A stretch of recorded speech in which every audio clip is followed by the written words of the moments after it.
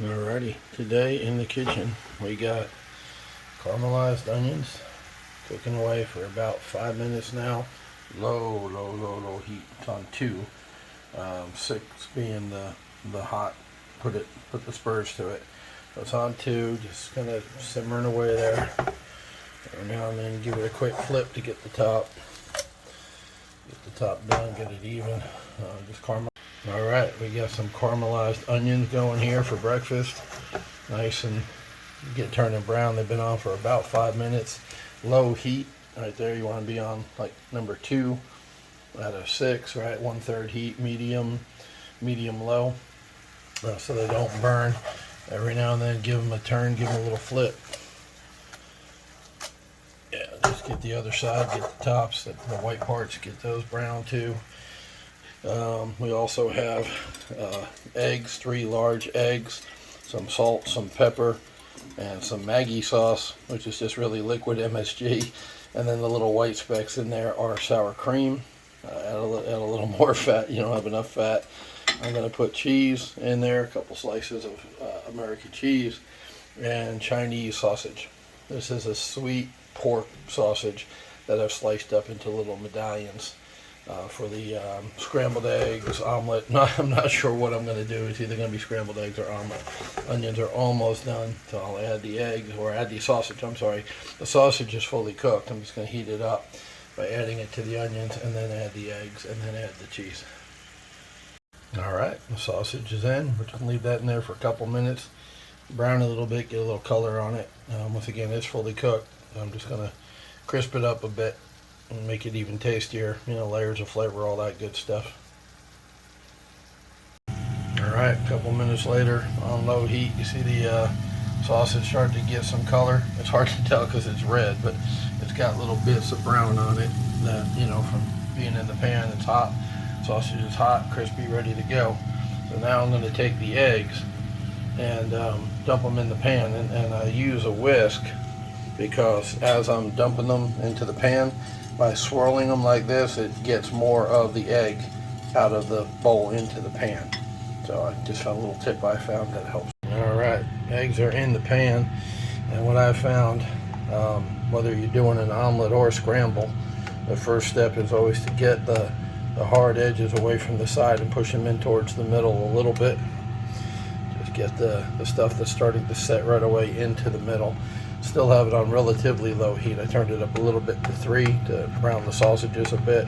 But see how you get all your product in the middle, more or less. Right? Now you have a decision to make. Are you going to keep stirring, or are you going to let it be an omelet? I think I'm going to go ahead and make it an omelet. So I'm just going to leave it there like it is, and actually take a cover, which I don't have a cover for this pot. It's just a frying pan. So what I do is take a bigger pot, a larger pot, to stack it on top. There's my cover. And I'm just going to let that more or less steam for the next minute or so. That will cook the top of the omelet. Okay, it's been about a minute, and the bottom is set. You can see how that's already kind of formed an omelet. Top still needs a little more love. So we're going to go ahead and put the cheese on it. The 2 slices of cheese right there. And there. It's just American cheese like you put on a burger or an egg sandwich in the morning. There you go. And I'll put the top back on and let it continue to cook from the top a little bit with the steam. Alright, if you listen to it, you can hear it bubbling under there, steaming. So you take off the lid, or in my case another pan, you see the moisture dripping down from there, all the condensation, and you can see that top, the cheese is melted, the top is cooked, there's no more raw egg on the top. So she's done. Fold it up, put it on the plate, and enjoy my onion and Chinese sausage omelet. And there she blows. Got good browning on the bottom without burning it. I like that kind of crispy. Already got salt and pepper in it. Don't need to season it. Already got Maggi in it. Don't need to season it. It's the deal right here. All right, taste test time. Got a piece with a nice big hunk of sausage in there. There it is.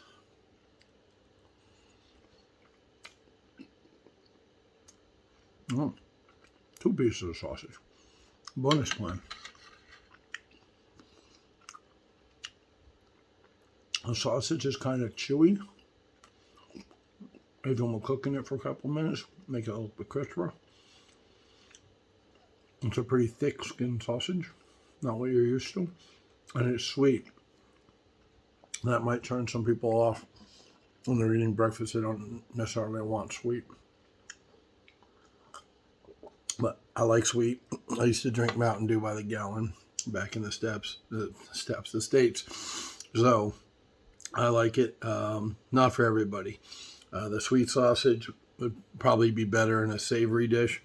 But, I mean, cheese, onion, sausage, I'm good. Even though it is sweet. It's very sweet sausage. You can definitely taste it. To me, it's kind of like having pancakes with maple syrup.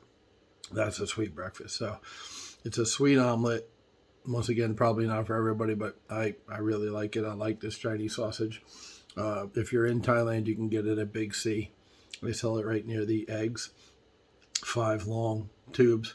It's great. It's probably my favorite sausage in Thailand. I like it better than sai ui and the pork sausage, the fish sausage, the sausage with the rice in it.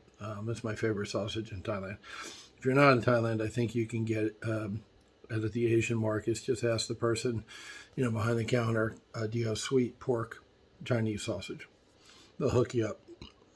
You saw the size of them. They're penny sized. So the tubes are penny diameter, but they're probably 8 or 9 inches long. Good stuff. Breakfast in Thailand.